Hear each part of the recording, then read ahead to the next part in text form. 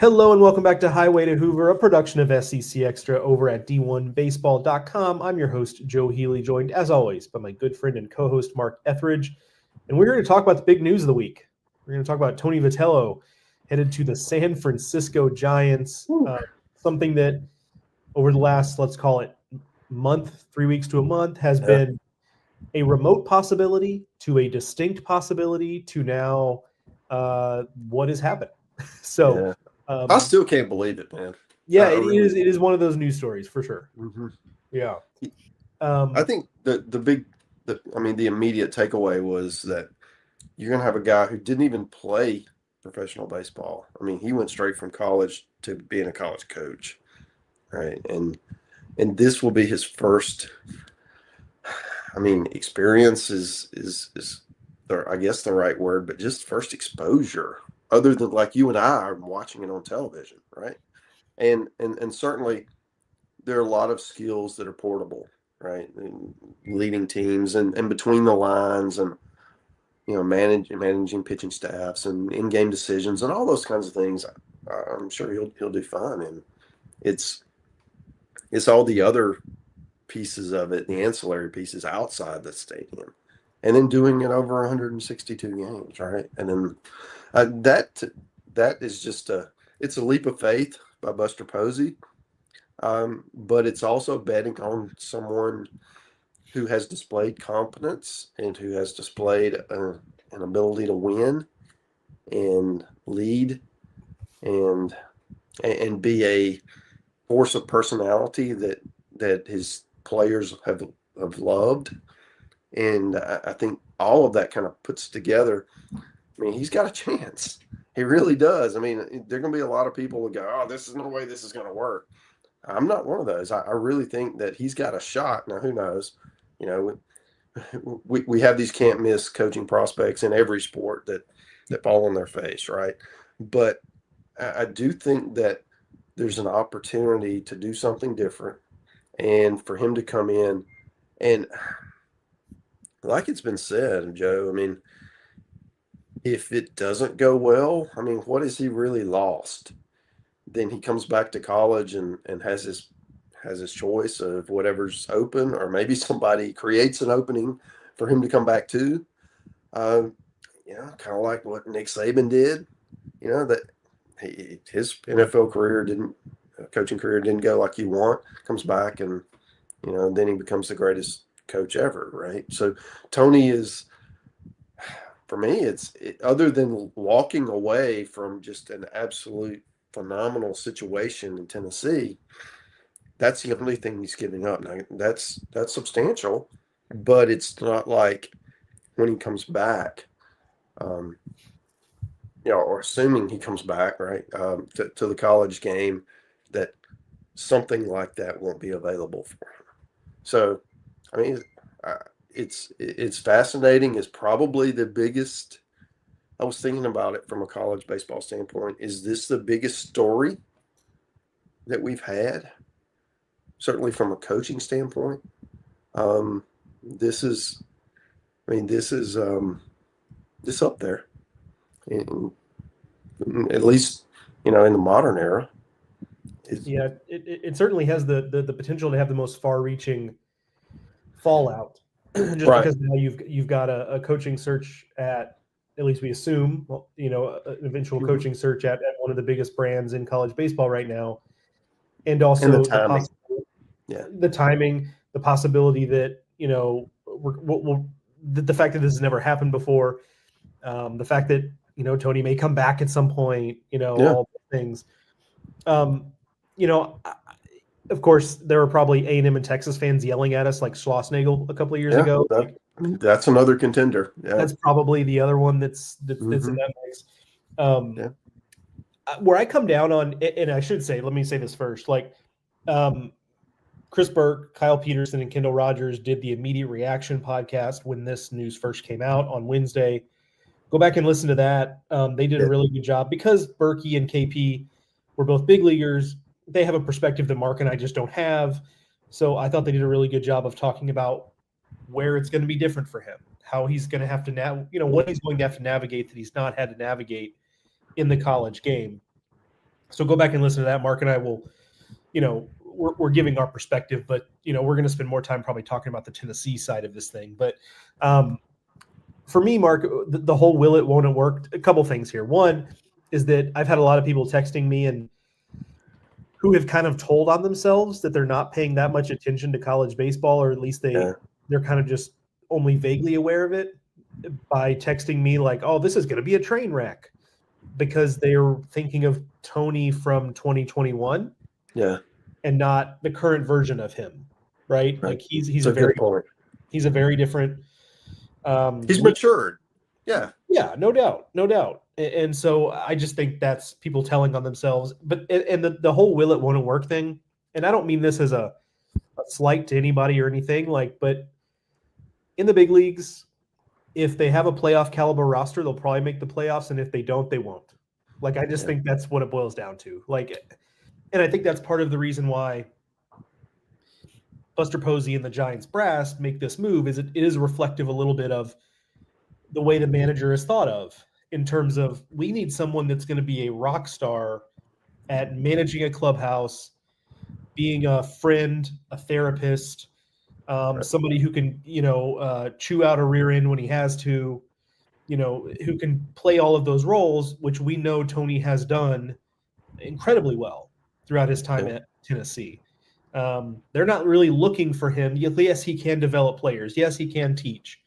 But I think that's ancillary. I think the biggest thing is we need a guy who we know is an absolute superstar at relating to his players, backing up his players, supporting his players, putting them in position to succeed. I think that's kind of, for me, what has attracted the Giants to him most. The other stuff is important too, but for me, that's it. Yeah, I think there's a couple points. One is, I mean, as a major league manager, you're really trying to win those extra 10 games, right? Because you're kind of looking at 81-81 to start with, and then what kind of difference can you make in the positive side versus the negative? And if you can make 10 games difference, then you're certainly going to be a wild card team when you're in the postseason. The Dodgers are in your division, so that's always a problem. But I do feel like, just having somebody who can make a difference. And if Buster feels like Tony's that guy, then then it's worth rolling the dice. I think the other part of this for me is what it does for the college game to have one of our biggest stars to get a promotion, right? To get elevated, and to have the larger baseball community look at the college game as more than just 2 fun weeks in Omaha in June, right? And I do think that this, I don't know if legitimizes is too strong, but it certainly elevates it to a lot of people, that, oh, okay, well, maybe we need to pay closer attention to the stars. I mean, look at what Paul Skeens has done, and look at what some of the other our college superstars who've just basically spent very little time in the minors and are doing well at the major league level. And I feel like this is just another piece of that, where we've seen it from players, and now we're going to see it from a coach who's just basically, MLB ready, right? And that, to me, just shows how far the game has come. Certainly in my career, 25, 30 years of this, this wasn't something that, that I could have seen happening, earlier.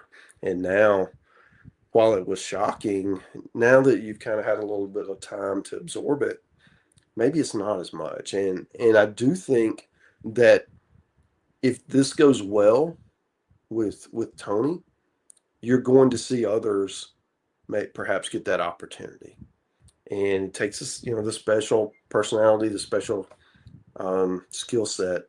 But I don't think this, certainly if it goes well, this won't be the last time. So, but yeah, it's certainly a wild week in general. Just trying to keep up with all of the will he, won't he, and everything that's going down. And then when it finally finally hit the light of day, we're thinking, this is really happening? I guess we need to think about what's next for Tennessee now. Yeah, and that's and I think that's an interesting part that frankly, when it got to a point, let's say about a week ago, when this became a distinct possibility, I didn't think this part of the conversation about the what now for Tennessee would be that interesting, because I kind of just assumed Josh Elander would be named the interim, and whether or not he was named interim, or whether he was named interim or just they just make him the head coach right away, I kind of assumed that's the way this was going to go, and it still might, right? Like he still may end up being the guy, but I have to admit I was kind of surprised that on a couple of fronts. One, that not only did they not make him just name him the full-time head coach, which that would have been a surprise too in some ways, because typically it doesn't work like that. But even beyond that, they named Frank Anderson the interim head coach. And look, Frank Anderson was a head coach at Oklahoma State for a long time, had a good amount of success there. So at least in that regard, that makes sense from that point. But Josh Elander was the associate head coach, and typically that's like the bench coach in Major League Baseball, right? Like they do tend to be the next man up. So I don't know. I was kind of surprised it went like that, and I have to wonder, Mark, if that signals a little bit of the way Danny White, the athletic director, is going to go with the hire. That is he signaling that we shouldn't just assume that Josh Elander is the next man up? Are we reading too much into it? I don't know. I guess we don't know, but I am curious for your take on if that hit you as strange the same way it did me.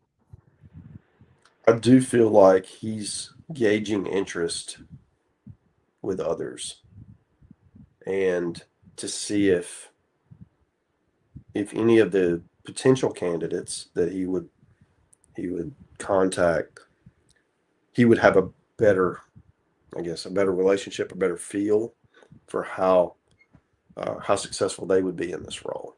And we've seen the hot boards, and we know that the type of candidate he's going to chase, or at least contact. I guess the question would be, would you prefer any of those coming in cold, coming in November, December, to take over a program, versus someone who's already in the program, who may not have the head coaching experience, but has the program experience and understands the Tennessee blueprint of how Tony did it and how that staff has done it, and how that place ticks. Because when you look at how this has evolved, I mean, before Tony got there, Tennessee baseball was an afterthought, man. And now they're on the very shortest of short lists for the best programs in the sport. And the fan support's through the roof. They're a 3-year, $100 million expansion to the stadium. This fan base travels. They make road trips. It's everything that you would want as a head coach to come into a program. You're going to get it. You're going to have NIL support. You're going to have the fan support. You would assume you're going to have all the administrative support, and I've seen some stuff that maybe there's some friction there. But I do feel like, compared to the rest of the teams you're competing against, Tennessee's not going to be hurting there. They're going to be in pretty good shape. So I think to put a bow on this is, when this opens, there's the knee-jerk reaction to do, okay, well, let's take the safe route and elevate the safe choice, or the obvious choice. And I think the option that was taken was, well, let's just see, right? Let's look around and see what's there. We're not in a huge hurry. They're going to continue with fall ball the way it is. And then maybe we connect with someone who really wants to step into this environment that we feel would be an upgrade, or would be, a better candidate than someone without head coaching experience. And maybe that's true, maybe it's not. But I don't think it's I don't think it's folly to ask that question. And I feel like you don't want to be rushed into doing something, and that's where I see this playing out. I don't think it's going to go very, very long. Honestly, I don't. I feel like you're going to see who's interested, have some initial conversations, and see where they go. And if it's serious, it escalates quickly. And if it doesn't, then it's Josh's job. That's if you're playing Nostradamus here, that's the way I see it playing out. Well, then I think about the possibility of just writing this out through 2026 and then having a search in an off season when you might have a different set of candidates, Yeah. I mean, it will be tough to get somebody to leave at this point in the year. I mean, your season is months away. I mean, your opening day is mid-February, and believe it or not, we're almost in November. Yeah, no kidding. It's not very long. Well, I tweeted this the other day. Like, let's not forget, Auburn got Butch Thompson around this time, a year ago yesterday as we record this, or not a year ago, whatever, how many ever many years ago, but you know what I mean. October 22nd. So, but of course, you could make the argument that the Butch Thompson of today is Josh Elander, in terms of veteran SEC assistant who everybody else wants to hire. Anyway, that's why Danny White gets paid the big bucks is to and he came from Mississippi State. He wasn't already on the Auburn staff, and that made it even a different distinction. Yeah. Now you alluded to it a little bit, but the support piece has become a part of this story. Yeah, and we don't, you and I won't dive too much into because there is a. How do I put this? There's a hearsay part of this. Yes, an element we don't really know. There is a message board culture part of this. Yeah. You and I, as children of the South, are very familiar with the message board culture in college athletics. But, I think what's maybe sad is the right word, I guess, is that it has kind of pitted baseball against women's basketball. Yeah. And let's assume that's the dichotomy. I can see that one both ways, because I think one of the things that I've been frustrated by is, yes, baseball did win a national title a couple of years ago, but Tennessee women's basketball has won 8 national titles. This is not, and women's basketball is a more profitable sport than baseball, nationally. It just is.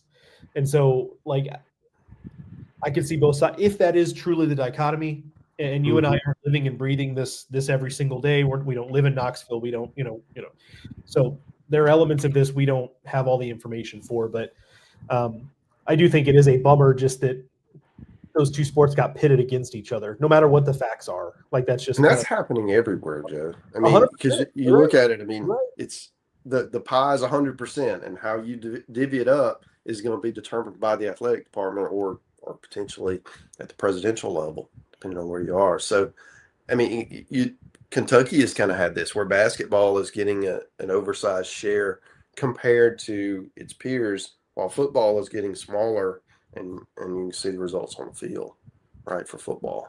So I do think that that's going to be one of the most interesting pieces as we see this all through the sports,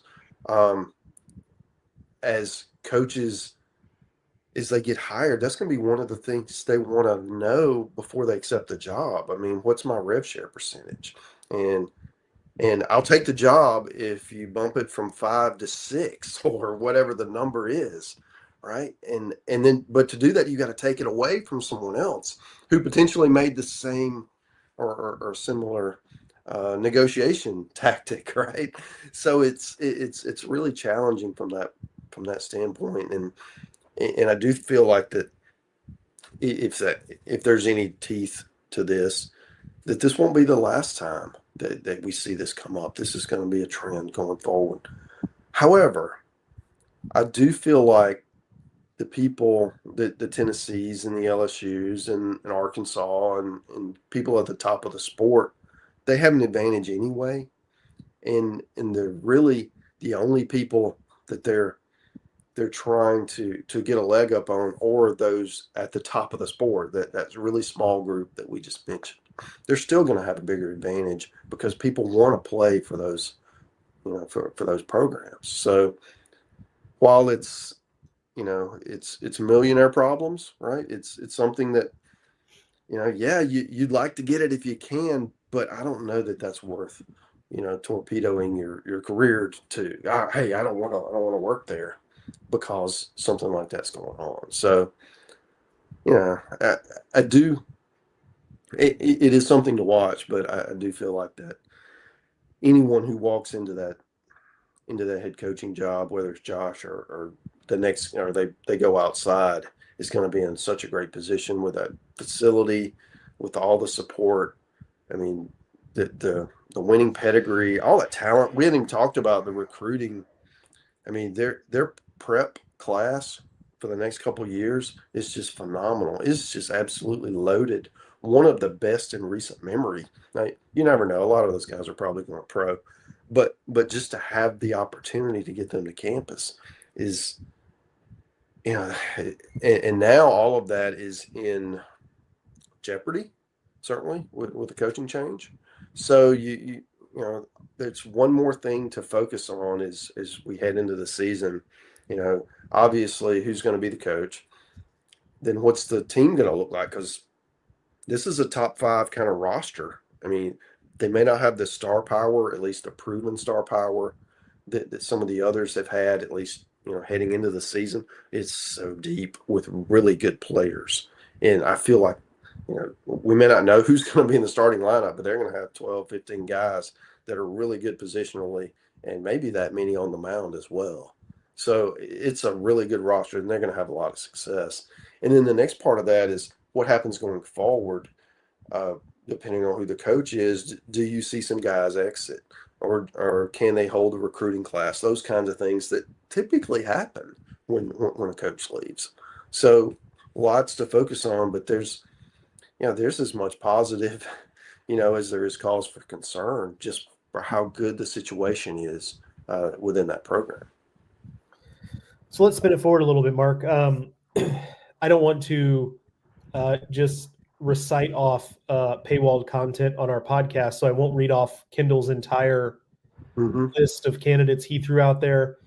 You can go to the website and read it if you haven't already. I'm assuming any Vols fans who are subscribed have already read that, but for those who are just interested, that is out there. I'll filibuster for a second, Mark, if you don't have it pulled up. But I was curious if any names that are on that list really kind of tickle your fancy if you were Danny White. I will say a couple things here by way of filibustering. One is that if I'm Danny White, and I'm not, although I will take his paycheck, I'm just hiring Josh Elander. Now, do the search, sure, but here's what I would say.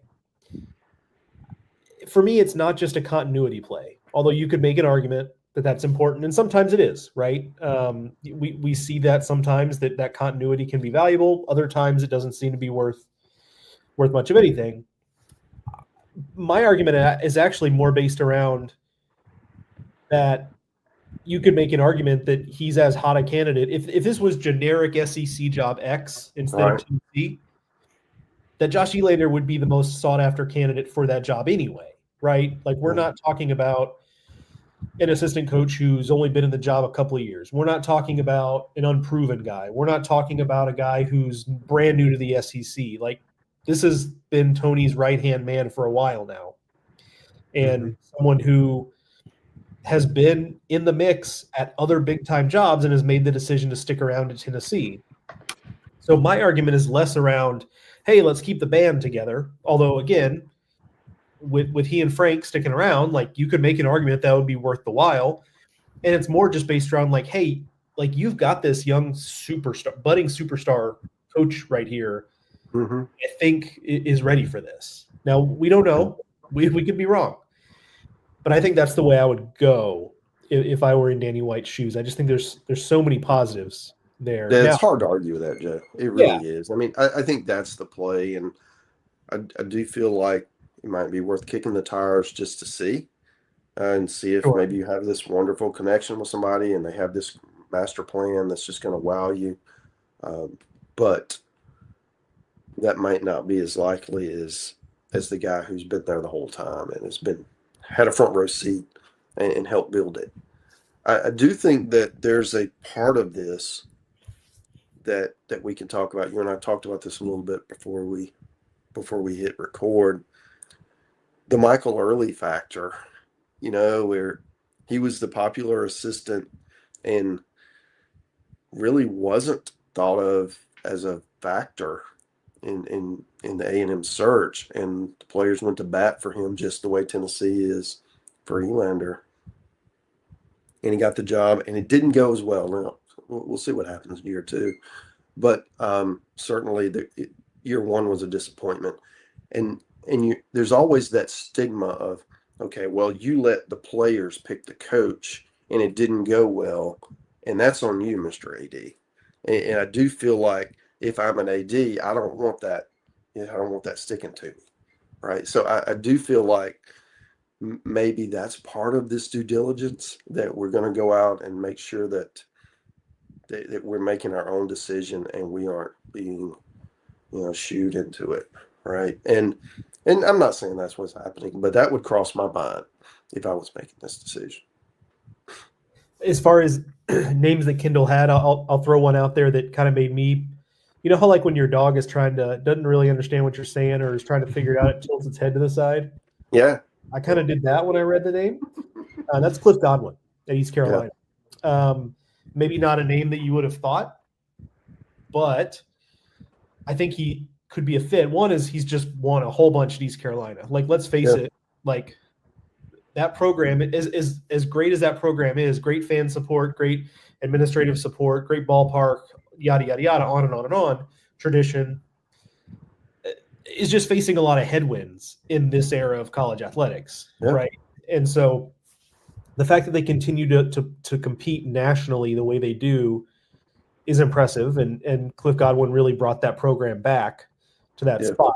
I also think Tennessee's the kind of place where I think it pays to be hard-nosed. I think that's got to be a place that has to have that edge and that attitude. And Cliff Godwin's an intense guy, I think for good, not for not in a negative sense, but that's an interesting fit for me. He's not a name I would have thought. And look, he's had other opportunities. It's hard to pry him from ECU. That's his alma mater. He's desperate to get them to Omaha. So there's a lot of things happening there. But that is a name that, not no disrespect to the other names Kendall put on there. A lot of good coaches on that list. But when I read that one, it kind of made me go, that's not where I would have guessed he would have gone, but I can see it. Yeah. Well, certainly, he was a really popular assistant at Ole Miss. That's how he really, I guess, came to the forefront in the sport, and has always been a candidate should Mike Bianco, leave. He would be somebody they would come after, and certainly he was a candidate at Alabama as well in one of their openings a few years ago. But he's been really picky, and he's been hard to pry out of there. And I do feel like this might be an opportunity should he get it. It certainly turn my head. I would think it would probably turn his as well. And then is there a fit, and is he a choice? But yeah, you're right. He's done an incredible job at ECU. I do think that, and you mentioned this, is with the way the sport has flipped.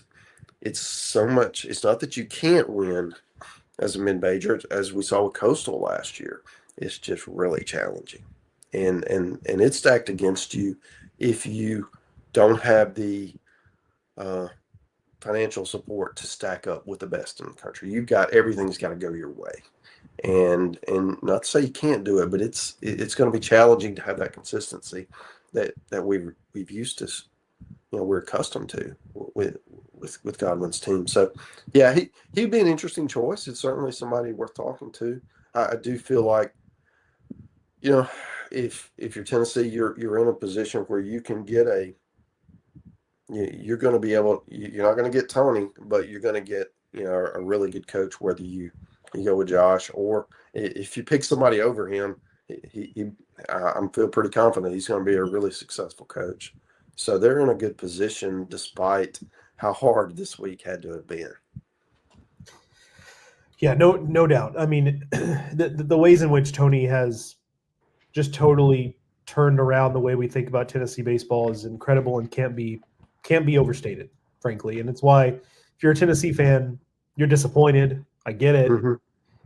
But you also, I think, have to have a lot of gratitude for what he's done because he has set them up for success.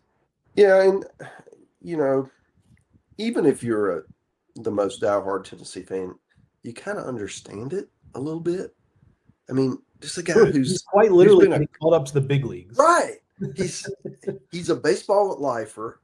He's been an exceptional college coach. He's done everything you can do. Built a program from the depths and taken it to the top. Won a title. Upgraded facilities. All these wonderful things.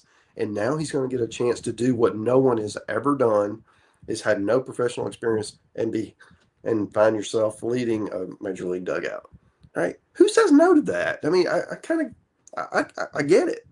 So, but the question now becomes what's next, and I do feel the angst. I do understand how people are going to be concerned that this decision doesn't go the way they want it to, and we won't know this for a few years, right? It may not go the way you want it to, and it may turn out wonderfully, right? So that's going to be the fascinating part that we watch the remainder of the fall as the decisions come down, and then what do they look like in the spring?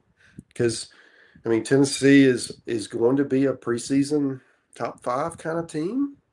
They're going to be up there, and the SEC is not getting any easier. It's going to be just as hard this year, maybe even more challenging than it was a year ago.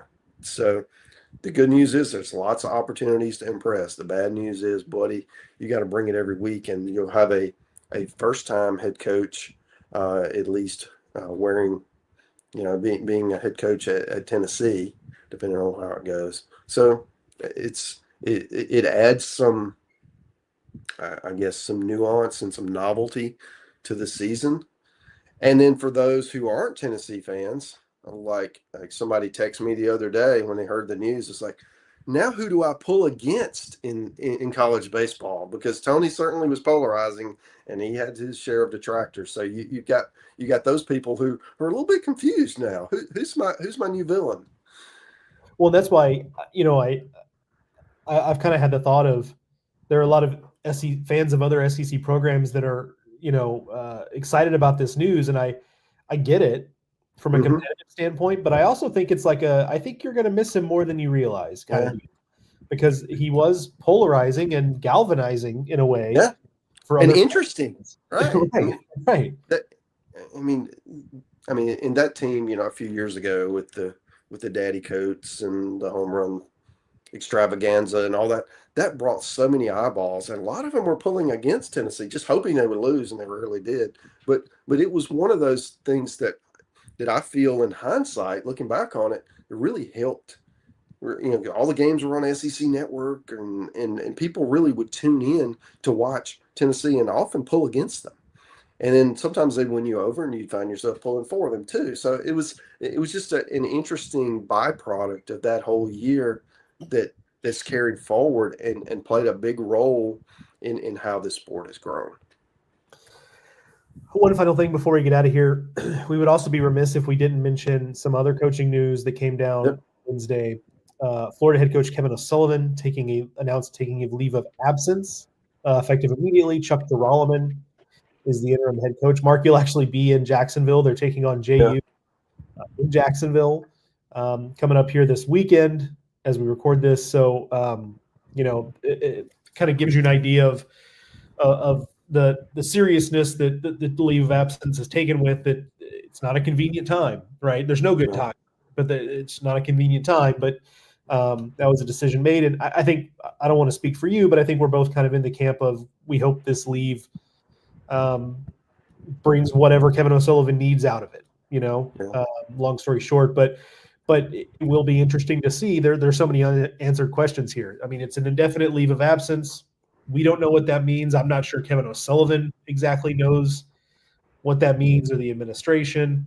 We'll have to see. Does this just for the fall? Does it bleed into the season? Is it all of next season? Has he coached his last game at Florida, right? Like, I would bet he comes back at some point, but is that on the table? Like, there's just a lot of unanswered questions, that, again, we're just not going to be able to speculate on because we have no information, but just hoping that the leave of absence does what Kevin O'Sullivan needs out of it, and that he comes back and is back in the game, because obviously he's one of the best coaches. Another guy that can be polarizing sometimes, but certainly one of the best coaches college baseball has, and wish him well as he takes this leave. Yeah. I'll say this. I mean, baseball is important, especially if you make your living doing it. But there are other things in life that are so much more important. And sometimes we forget about our priorities.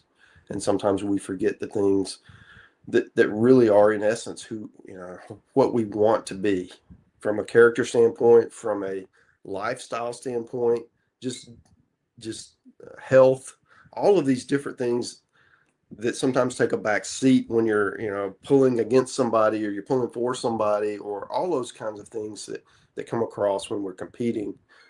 And I really hope that Sully gets the piece he needs and figure this out, right, and be able to come back and be the guy that people either yell against or yell for in the dugout, and certainly he's had so much success in this sport. We wish him all the best, and we're thinking about it. Agreed. Yeah, we will leave that there. Obviously, more to come on that story as we learn a little bit more, whenever that is, and certainly on the Tennessee side as well. That'll be a developing story that we'll be back with, I'm sure. Plenty more to come there. That is going to do it for this edition of Highway to Hoover, a production of SEC Extra over at d1baseball.com. Want to thank Academy Sports and Outdoors for sponsoring this and every episode of Highway to Hoover for the better part of a year now. Really grateful to have those guys on board. Want to thank Mark, as always, for joining me, and thank you, the listeners, for listening.